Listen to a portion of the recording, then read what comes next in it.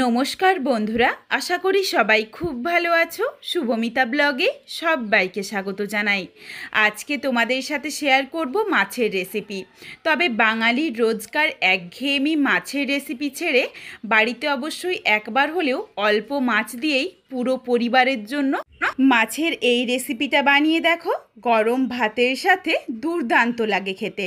তবে বন্ধুরা, বাড়িতে অবশ্যই একবার হলেও এই রেসিপিটা বানিয়ে আমায় কমেন্ট করে জানাতে ভুলো না কিন্তু রেসিপিটা তোমাদের কেমন লাগলো।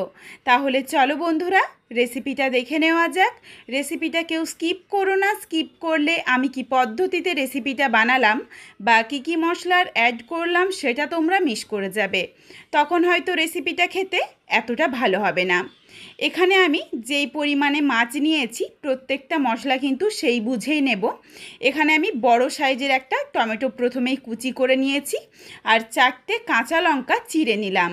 ঝালটা তোমরা তোমাদের পছন্দ মতো চাইলে আরও বাড়িয়ে বা কমিয়ে নিতে পারো। এখানে আমি 4 পিস মাছ ছোট ছোট করে কেটে নিয়েছি আর এখানে অর্ধেকটা পাতিলেবু নিয়েছিলাম। অর্ধেকটা পাতিলেবুকেও 2 ভাগে ভাগ করে নিয়েছি। একটা ভাগ রেখে দিয়েছি, পরে ব্যবহার করব, আর একটা ভাগ মাছের মধ্যে মাখিয়ে নেব।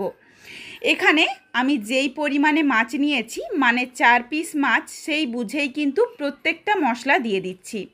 এরপর তোমরা যদি মাছের পরিমাণ বাড়িয়ে বা কমিয়ে নাও সেই ক্ষেত্রে কিন্তু তোমাদের মশলার পরিমাণটাও কমিয়ে বা বাড়িয়ে নিতে হবে। মাছের মধ্যে দিয়েছি স্বাদ অনুযায়ী লবণ, অল্প একটু হলুদের গুঁড়ো, লঙ্কার গুঁড়ো আর পাতিলেবুর রস। পাতিলেবুর রস দিলে কিন্তু খেতে বেশ মুখরোচক হয়। তেমনই মাছের আঁশটে গন্ধটাও একদম চলে যায়।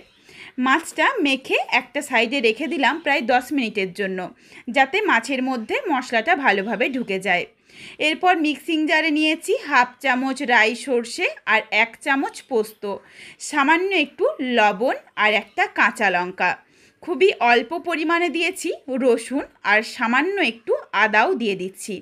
আদা রসুনের পরিমাণ কিন্তু খুবই অল্প থাকবে আর সর্ষের থেকে পোস্তর পরিমাণটা বেশি থাকবে। তবে তোমাদের হাতের কাছে যদি রাই সর্ষে না থাকে সেই ক্ষেত্রে কিন্তু তোমরা হলুদ সর্ষে দিয়েও রান্নাটা করতে পারো। তবে রাই সর্ষে দিলে সুন্দর একটা ঝাঁঝালো গন্ধ আসে। মশলাটা দেখো একদম মিহি করে বেটে নিয়েছি আর এই মশলার মধ্যে কাঁচা লঙ্কা লবণ দিয়ে বাটার জন্য সর্ষেটা কোনোভাবেই তেতো হবে না আর সর্ষের পরিমাণও কিন্তু খুবই অল্প রয়েছে। কড়াই গরম করে প্রথমেই বেশ কিছুটা পরিমাণে সর্ষের তেল খুব ভালোভাবে গরম করে নিয়েছি। এরপর একে একে মশলা দিয়ে মেখে রাখা মাছটা দিয়ে দিলাম। মাছটা দিয়ে উল্টে পাল্টে হালকা করে ভেজে নেব। খুব বেশি কিন্তু কড়া করে ভাজা যাবে না। এই রেসিপিটার জন্য মাছটা হালকা করে ভাজলেই বেশি ভালো লাগবে। এখানে যেমন আমি রুই মাছ নিয়েছি, তোমরা চাইলে কাতলা মাছ বা যে কোনো মাছ দিয়ে বানাতে পারো। তবে যদি চাও ছোট মাছ দিয়েও কিন্তু এই রেসিপিটা বানানো যেতে পারে, খেতে বেশ ভালো লাগবে। মাছগুলো হালকা করে ভেজে তুলে রাখলাম। কড়াইয়ের মধ্যে বাকি যেটুকু তেল রয়েছে এই তেলেই রান্নাটা হয়ে যাবে। তেলের মধ্যে ফোড়নে দিচ্ছি সামান্য একটু কালো জিরে আর চেরা কাঁচা লঙ্কা। ফোড়নটা ভেজে নিয়েছি। এরপর প্রথমেই দিয়ে দিলাম পেঁয়াজ কুচি। এখানে ছোট সাইজের 2টো পেঁয়াজ কুচি দিয়েছি। পেঁয়াজটা নাড়াচাড়া করে হালকা করে ভেজে নেব।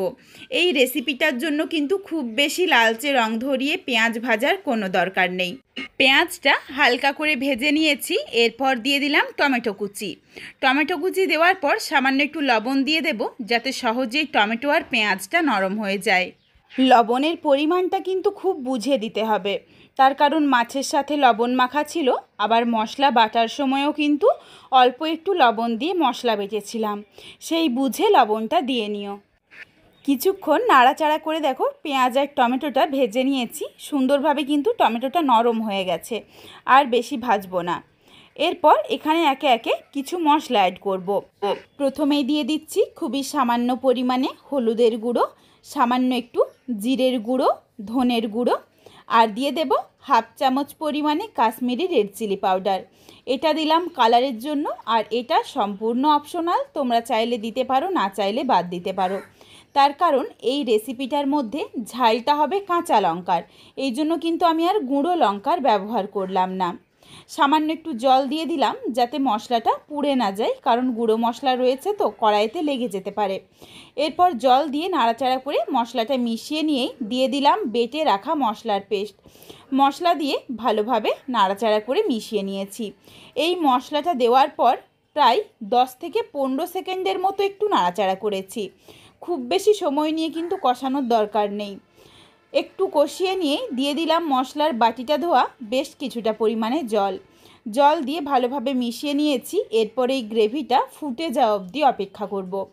সুন্দরভাবে দেখো ফুটে উঠেছে। এরপর একে একে ভেজে রাখা মাছগুলো দিয়ে দিলাম।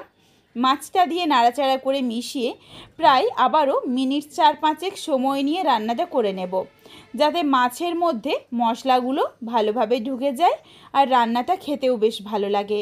এখানেই দিয়ে দিচ্ছি সামান্য একটু লবণ স্বাদ অনুযায়ী, আর খুবই অল্প পরিমাণে দিয়ে দিলাম চিনি, টেস্টটা ব্যালেন্স করার জন্য। তার কারণ বেশ কিছুটা পরিমাণে টমেটোর ব্যবহার হয়েছে, একটু চিনি দিলে কিন্তু খেতে বেশ ভালো লাগবে। তবে যারা চিনিটা খেতে একদমই পছন্দ করো না তারা চাইলে বাদ দিতে পারো।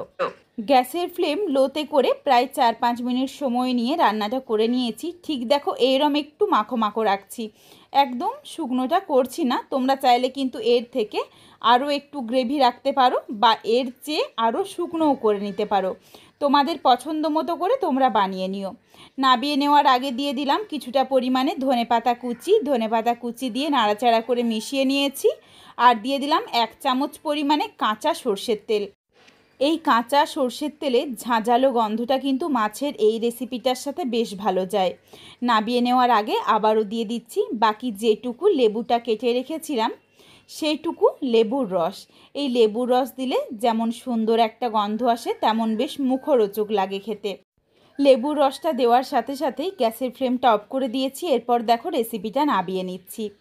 বন্ধুরা, বাঙালির রোজকার একঘেয়েমি মাছের রেসিপি ছেড়ে বাড়িতে অবশ্যই একবার হলেও এইভাবে মুখরোচক মাছের রেসিপিটা বানিয়ে দেখো। গরম ভাতের সাথে দুর্দান্ত লাগে খেতে। আর বাড়িতে অবশ্যই একবার হলেও রেসিপিটা বানিয়ে আমায় কমেন্ট করে জানাতে ভুলো না কিন্তু রেসিপিটা তোমাদের কেমন লাগলো। রেসিপিটা তোমাদের যদি ভালো লাগে তাহলে লাইক করো, শেয়ার করে বন্ধুদের দেখার সুযোগ করে দিও। তোমরা যদি আরও এই ধরনের নিত্য নতুন ঘরোয়া রেসিপি পেতে চাও তাহলে অবশ্যই আমার চ্যানেলটিকে সাবস্ক্রাইব করে পাশে থাকা বেলটি অন করে অল নোটিফিকেশান অন করে দিও, যাতে আমার প্রত্যেকটা রেসিপির নোটিফিকেশান সবার প্রথমে তোমাদের কাছে পৌঁছে যায়। আবারও খুব শীঘ্রই হাজির হচ্ছি নতুন কোনো এক ঘরোয়া রেসিপি নিয়ে।